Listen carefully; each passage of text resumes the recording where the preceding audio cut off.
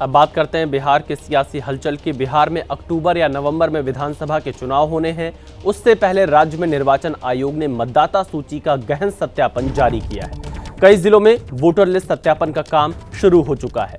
BLO घर घर जाकर फॉर्म बांट रहे हैं। फॉर्म भरने में लोगों की मदद कर रहे हैं बीएलओ। सत्यापन के लिए बीएलओ की संख्या भी बढ़ाई गई है। बिहार में 77,895 बीएलओ तैनात थे। 20,000 और बीएलओ की संख्या बढ़ाई गई है। तो बीएलओ अब सत्यापन के लिए घर घर जा रहे हैं। 20,000 बीएलओ की संख्या बढ़ा दी गई है। बिहार में वोटर लिस्ट की विशेष गहन समीक्षा शुरू हो गई है, जिसमें कई कागजात लोगों को देने होंगे। समीक्षा के तहत मतदाता सूची नए सिरे से तैयार की जाएगी। बूथ स्तर के अधिकारी यानी बीएलओ घर घर जाएंगे। बिहार में फाइनल वोटर लिस्ट 30 सितंबर को जारी होगी, क्योंकि अक्टूबर या नवंबर में बिहार में विधानसभा के चुनाव प्रस्तावित हैं। बिहार में आखिरी बार विशेष गहन समीक्षा साल 2003 में हुई थी।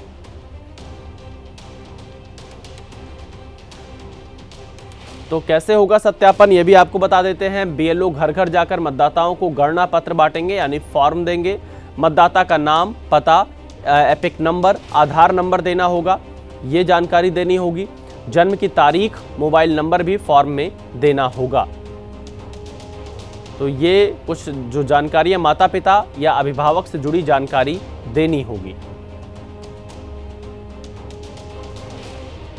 गणना पत्र में मतदाता की फोटो भी लगानी होगी, यानी सत्यापन होगा। इसी सर्वे में आए फॉर्म और दस्तावेजों की जांच करेगा। 1 अगस्त को संशोधित वोटर लिस्ट का ड्राफ्ट जारी होगा, यानी जो ड्राफ्ट होगा उस पर अगर किसी को आपत्ति है तो वो समय रहते उस पर आपत्ति जता सकता है। बिहार में मतदाता सूची की समीक्षा को लेकर सवाल भी उठने लगे हैं। आरजेडी नेता तेजस्वी यादव ने चुनाव आयोग से सवाल किए हैं, जबकि चिराग पासवान ने तेजस्वी यादव पर हमला बोला है। कोई याद भी नहीं है कि आखिरी बार इतना बड़ा कदम कब उठाया गया, और ये फिर से फ्रेश वोटर लिस्ट ये जो है बनाएंगे केवल मात्र 25 दिनों के अंदर। ये इम्पॉसिबल है। 8 करोड़ लोगों का आप डोर टू डोर कैसे जाओगे? आप डॉक्यूमेंट्स ऐसे मांगे जा रहे हैं जो गरीबों के पास है ही नहीं। आखिरी बार ये हुआ था तो लगभग 2 साल लगे थे इस प्रक्रिया को पूरा करने में, तो ये 25 दिन में कैसे प्रक्रिया पूरी कर लेंगे? वोटर लिस्ट में भी सुधार को लेकर जो किस्म किस्म की भ्रामक बातें कही जा रही हैं, तो उसे भी केंद्रीय चुनाव आयोग को अपनी स्थिति को जरूर स्पष्ट करना चाहिए और सभी राजनीतिक पार्टियों को विश्वास में लेकर इस कार्य को पूरा किया जाना चाहिए, ताकि इस अभियान का सही मुख्य लक्ष्य हासिल हो सके। बिहार में हो रही मतदाता सूची की जांच पर सियासी पारा चढ़ा हुआ दिखाई दे रहा है। एनडीए के नेता इसे जरूरी बता रहे हैं, तो विपक्षी नेता इसे मोदी सरकार की साजिश करार दे रहे हैं। बिहार विधानसभा चुनाव से ठीक पहले चुनाव आयोग के नोटिफिकेशन पर महाभारत जारी है, जिसके तहत चुनाव आयोग मतदाता सूची की जांच की कवायद शुरू कर चुका है। केंद्रीय मंत्री चिराग पासवान ने चुनाव आयोग की कवायद को सही बताया है और आरोप लगाया है कि विपक्षी दल हार के डर से इसका विरोध कर रही हैं।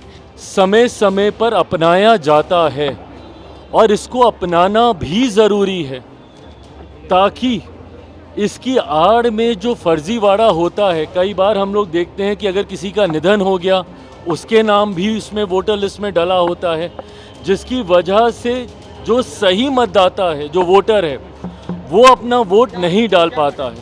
वहीं कांग्रेस सांसद रंजीत रंजन ने चुनाव आयोग की कवायद पर सवाल खड़े किए हैं। संदेह के घेरे में है जो चुनाव आयोग का इस वक्त का निर्णय है, टाइमिंग पे संदेह आ रहा है, क्योंकि अब नवंबर में चुनाव है बिहार में, 2-3 महीने पहले से आचार संहिता लगती है, और ये संदेह के घेरे में इसलिए है क्योंकि बहुत सारी गलत चीजें महाराष्ट्र चुनाव में हुई है। वोटर लिस्ट सत्यापन पर सियासी घमासान के बीच ओवैसी ने चुनाव आयोग को पत्र लिखा है। उन्होंने वोटर लिस्ट को लेकर चुनाव आयोग की मंशा पर भी सवाल उठाए हैं। चुनाव आयोग ने बिहार में मतदाता सूची की जांच के लिए अपना अभियान शुरू कर दिया है, जिसके तहत बूथ लेवल पर ऑफिसर घर घर जा रही हैं और लोगों को फॉर्म भरने में मदद भी कर रही हैं। अभियान वक्त पर पूरा हो सके, इसके लिए बूथ लेवल पर अधिकारियों की तादाद में भी इजाफा किया गया है। वहीं इस मसले को लेकर सियासत गर्म हो गई है। चुनाव आयोग ने अपने नोटिफिकेशन में जो दस्तावेज मांगे हैं, उसे लेकर AIMIM चीफ असदुद्दीन ओवैसी का गुस्सा भड़क गया है, जिन्होंने चुनाव आयोग की मंशा पर सवाल खड़े कर दिए हैं।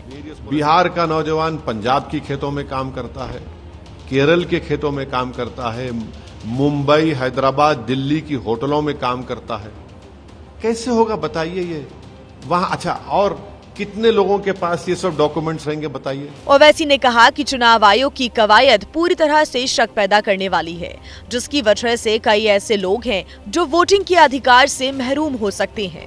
इसलिए हम चाहते हैं कि इलेक्शन कमीशन इस पर हमारे रिप्रेजेंटेटिव में गौर करे, किसी भी जेन्युइन इंडियन का नाम मिस ना हो, वोटर्स को अपना वोट मिले डालने के लिए, वरना तो बड़ा मुश्किल हो जाएगा ये।